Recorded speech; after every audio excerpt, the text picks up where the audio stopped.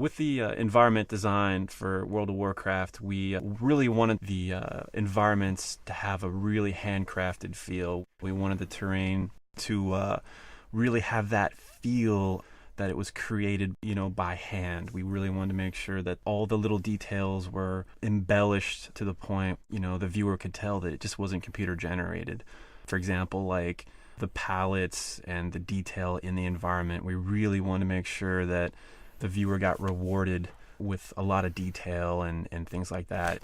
So we treated them just as key as the characters, as the monsters, and everything else. Absolutely. There's not any one element of our game that stands out too far above the rest. Is that we treated the environments, the tile sets, everything just as important as a character, as a weapon.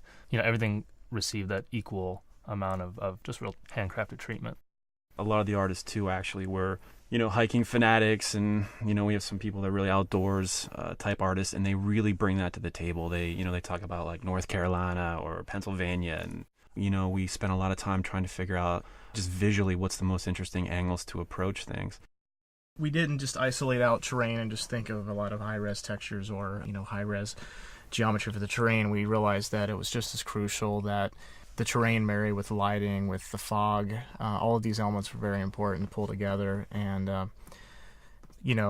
just in layman's terms, we just pulled a lot of old school tricks to try to get across a lot more than what we're really doing technically, and keep all this under wraps where people could still afford to enjoy a nice frame rate and a beautiful vista all at the same time.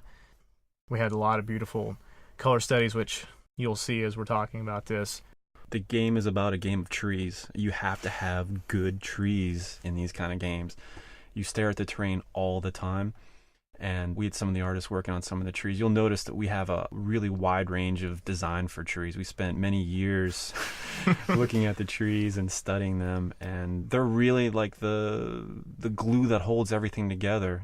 We were working on one of our earlier zones, and we concepted tree after tree after tree and built tree after tree after tree. And I remember laughing when I realized that we probably had about 50 iterations of this one tree that we just kept refining and trying to get it, as reasonable as possible as far as, poly counts and texture counts. And we went probably through weeks of collective testing on some of those trees over and over again. And then once we had those, it was sort of a framework for the ones to follow. I was just going to say that, when we got the color studies going, I felt like that was a really key point in development for the environments.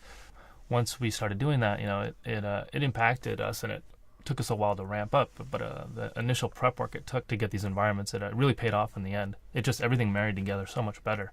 Yeah. Our team of environmental artists spent a lot of time developing their techniques on the terrain itself, learning what types of patterns look best when you're running through the game. We were really particular about hills and rises and visibility. Initially, we made almost too many hills where, for gameplay reasons, it was harder to see the spawns and things like that. So in addition to just making a beautiful looking scene, we had to work closely with game design. We a lot of times had to compromise on a lot of things to make sure that gameplay was still there. We wouldn't just do one of them for a zone, we'd also do one for different times of day. So we'd have one that was drawn to illustrate what the daytime light settings would be. We would do some for the evening time settings. We found that the sunrise and sunset were some of the most fun values to work with and offered like some of the best lighting. We actually enjoyed them so much, a lot of times we would purposely kind of let the keyframing be very loose. Mornings and evenings actually bleed in very heavily to noon and to midnight, so that you got to enjoy some of that dusty sort of feel a lot more of the day, because it was just more dramatic and just pretty. Basically, really the sunset lasts for like 8 hours in our game or something like that. Just because it looks so cool, it just runs all day.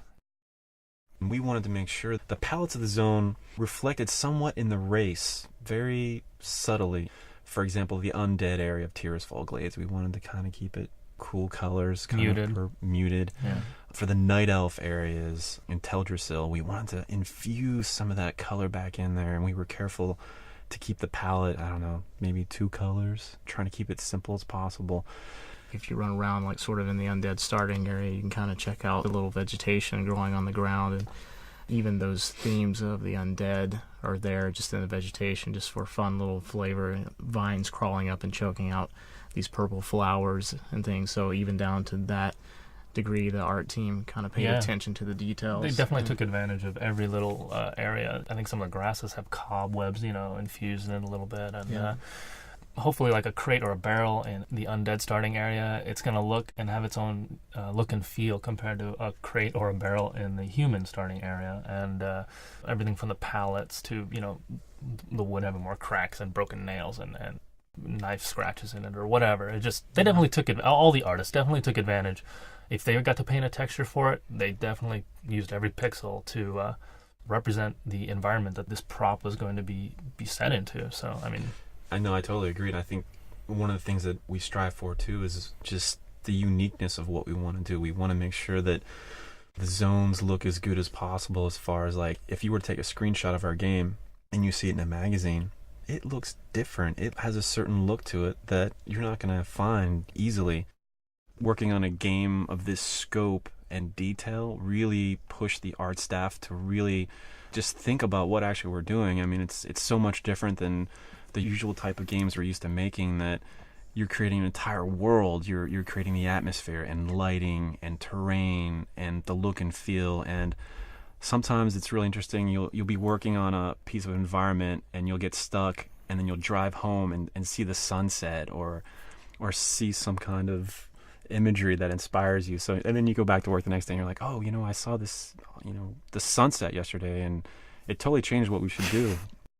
Yeah, we had lots of just elements to work with in the editor for creating the world. We had the directional lighting, the ambient lighting, the sun color, the moon color, fog color, and all the gradations of colors in the sky. And I know Brandon did most of that stuff for so many of the zones, the watercolor, cloud color. And so we just take our time and put these together and, in the right order, playing off each other, the right colors, the right settings to create just that unified look and feel. Overall, we really wanted to have the environments have that old Maxfield Parish or that NC Wyeth, that warm feel, that handcrafted feel. I know we say that a lot, but we really wanted to have that look. And even in the trees, if you look at the trees, it's very hand painted, all the textures, and we were careful how things blend together, how trees would blend into the environment. We were constantly racking our brains about the tile set, what was too busy. Initially a lot of the roads were too busy and too dark, and we had to simplify those. And it was definitely a learning process, for everyone. But kudos to the team, though.